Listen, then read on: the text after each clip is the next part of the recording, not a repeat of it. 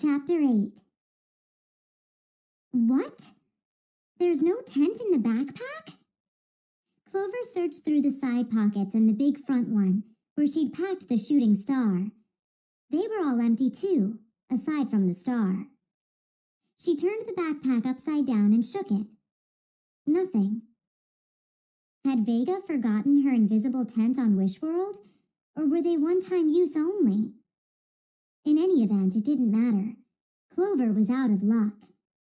Why, oh why, hadn't she used mind control on Ruby's mom when she'd had the chance?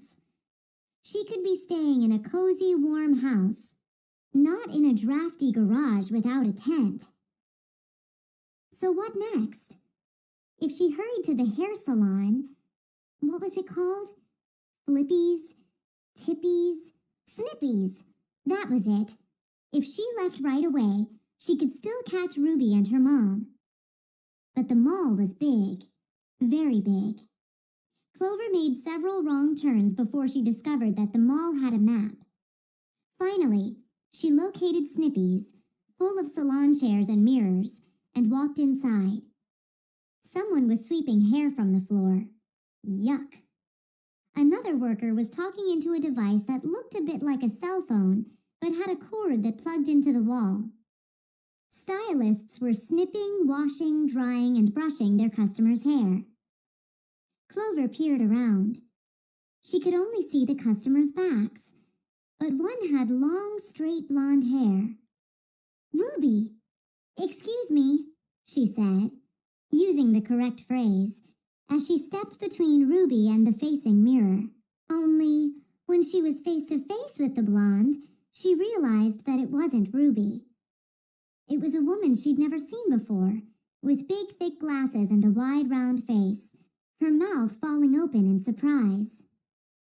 Clover did the first thing that crossed her mind. "Here, I think you dropped something," she said. But when she bent down, the only thing she found was a long lock of blonde hair. She handed it to the confused woman. Then she raced outside. She kept running until she saw an empty bench, where she sat down to think.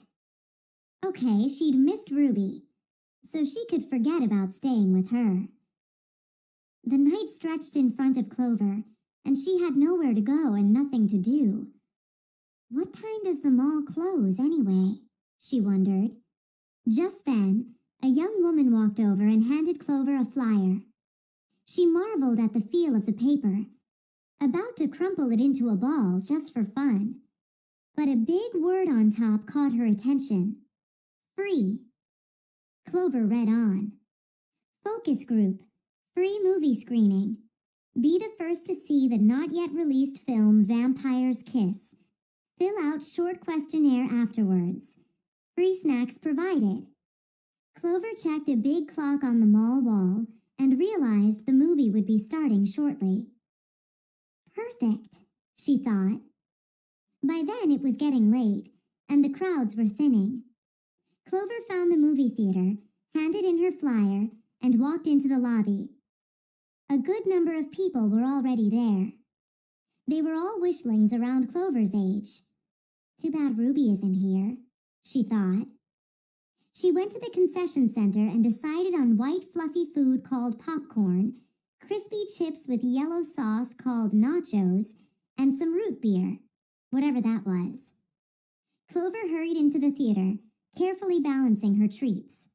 She settled into a seat in the back row.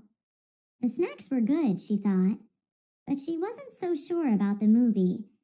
A strangely pale teenage boy with 2 sharp teeth kept chasing people. Was it supposed to be scary? Funny? Clover couldn't tell. She was more interested in the lack of technology. There was an actual screen onto which flat moving pictures were projected. She thought how different it was from home, where everything seemed so real and solid, floating in the air right in front of your eyes. After the film ended, she filled out the questionnaire as best she could. People around her had seemed to enjoy the movie, so she held back her own opinions. Maybe she couldn't be the best critic, coming from another world and all. She wandered around the mall, thinking about a plan to help Ruby and wondering what to do next. And there, right in front of her, like a dream come true, was a furniture store with a bedroom display in the window. The bed looked so inviting and comfy that Clover wanted to crawl under the covers and close her eyes. And she could, she realized, with the help of a little mind control. Quickly, Clover stepped inside. "I'm sorry," said a woman with a name tag that read Linda. "We're closing up." "That's okay," Clover told Linda. "I'm going to stay overnight as part of a focus group to test the bed in the window." She looked deeply into the woman's eyes. "You're going to stay overnight to test the bed," Linda repeated, as if in a trance, "as part of a focus group." Then, in a more normal voice, she added, "I think I'll stop off at the bakery and pick up some chocolate croissants. For some reason, I feel like I can smell them right now." Clover grinned. It was hard to believe that adult wishlings would do what you said just because you made them smell favorite treats from their childhoods. But clearly, it really did happen. "I'll turn off the lights," Clover said. "You'll turn off the lights," Linda said. Then she left, locking up behind her. Alone in the store, Clover walked through displays of dining rooms, living rooms, and bedrooms. She stopped in front of a full-length mirror to say her mirror mantra to herself. "Keep the beat and shine like the star you are." Immediately, her reflection began to sparkle, and she felt more focused, ready to refine the plan she'd come up with earlier. The goal? To get Ruby's parents to see she was a young adult, so they would stop treating her like a baby. The strategy? To help Ruby prove herself and show her parents she was mature and responsible. Being responsible herself, Clover knew exactly what was involved, and she believed that helping Ruby prove herself was surely the way to go. She was still a little fuzzy, though, on how to do it. Suddenly, her eyes fell on a picture frame for sale. It held a generic family photo. 2 parents, 3 young children. That was it. Ruby could babysit. She would earn money, and then she could open her own bank account. Not only would she prove she was capable and steady, but she'd have money to buy her own clothes. The plan was complete. Now, Clover thought, I can rest. She changed into a comfortable pair of violet pajamas with the help of her Wishworld outfit selector and slipped between the sheets of the comfy bed in the window. Within minutes, she fell fast asleep. Clover slept soundly. Hours passed, and she stirred a bit, her eyes still closed. Then she stiffened. For some reason, she felt like someone was watching her.